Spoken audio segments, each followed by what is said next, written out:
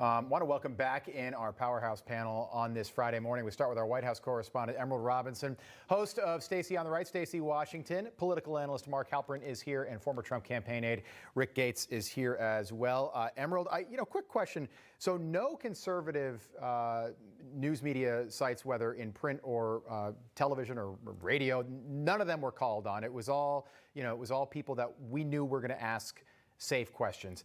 What was it like in the room there? Because I know that you've got a relationship with a lot of these people. How did the president seem? What was the mood in the room? Was this a historic, wonderful press conference? Was that the takeaway, or were people kind of watching Joe to see if Joe was really okay? Well, I think there are certain ones of us who were the ones who didn't get to ask questions. We were really taking in how he said things, how he appeared.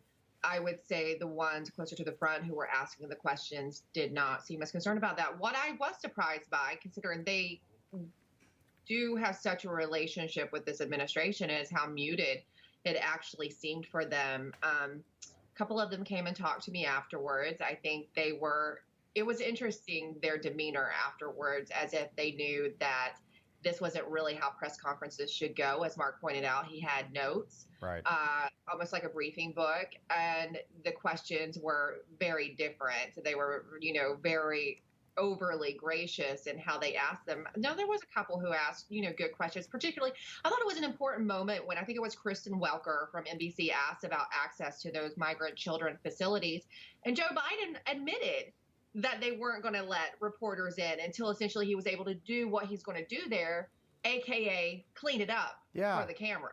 Mark, get it in a better situation. And I mean, that was full-on disclosure there. Well, he made a lot of news. He said that, Mark, there was a lot that he didn't talk about. No mention of the $2 trillion COVID relief bill. No mention of COVID-19.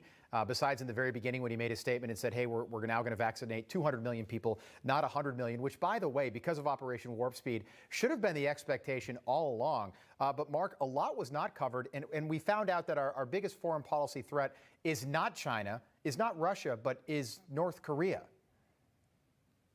Well, on the detention centers, to me, it would be like if President Nixon had said, no reporters can cover Vietnam until the war is over. It just doesn't make any sense. The scrutiny is needed now so the American people can understand what's going on. So there's policy discussions and public debate that can occur. Look, the reporters chose to ask what they chose to ask. I still don't understand why there'd be more questions about whether Joe Biden says he's going to run in 2024 than about the pandemic. And for those who've said in the dominant press, well, the pandemic is going so well that there aren't any questions to ask. What about asking questions about teachers' unions and how they continue to be more demanding about having safe conditions than people who work in supermarkets? There are lots to ask, and I wish there had been more questions like that. I wish the follow-up questions had been a little bit more tactically smart. There was no way, it didn't seem like to me, to do a good follow-up because the mics, you didn't have the mic in your hand, like if you were in the briefing room in the old days, or you could just, sort of put your hand up and then ask a question and ask a follow-up. Somebody else was holding the mic, and if you pressed him too hard, they'd yank that mic away. Joe Biden did say that he's going to run in 2024. He might be running with somebody by the name of Jim Eagle. I don't know who this person is, but take a listen.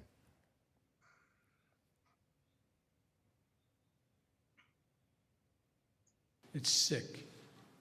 It's sick. Deciding in some states that you cannot bring water to people standing in line, waiting to vote. The Republican voters I know find this despicable. Republican voters. This makes Jim Crow look like Jim Eagle. All right, so he's trying to make Rick, I guess a joke, like birds, crow, eagle. By the way, Joe Biden spoke at Robert Byrd's 2010 funeral. The late senator was a Grand Master in the KKK at one point. He disavowed that later in his career, but just so we're all on the same page. What'd you make of the president's overall disposition yesterday, Rick? Yeah, look, I thought that he started out by looking at saying some high-level things that, were pretty good. I thought it was interesting that his opening remarks, they could have been, much more extensive. He could have talked about, more things that, he thinks his administration has done, but they kept that very short. And my assessment of that was because they didn't know how long the press conference was really going to go, how many questions they were going to take. They were going to kind of feel their way through it. Yeah.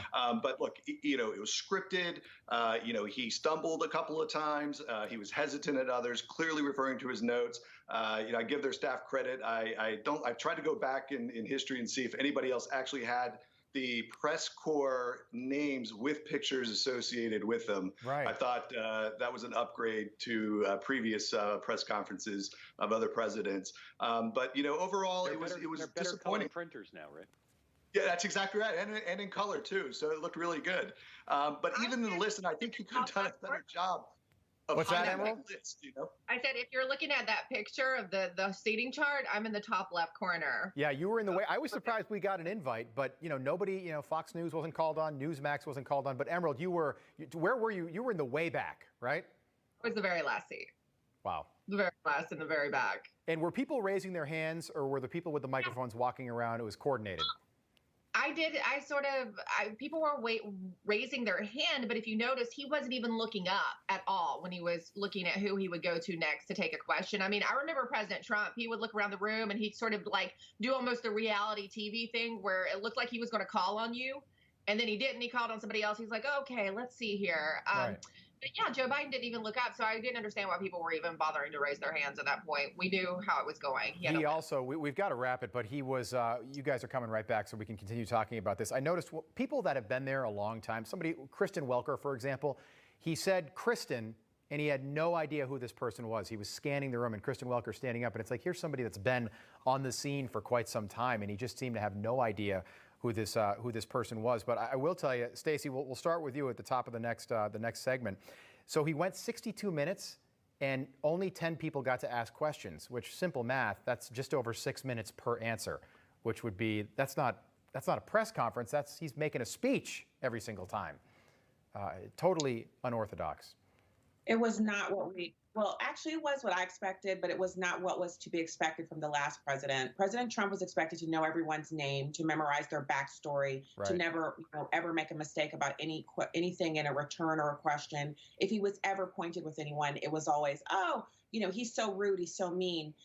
Joe Biden continued to tout how nice he is, but it's not nice to store children in, glorified sheds or clothing collection boxes. Yeah. And it's not to lie to the press about it.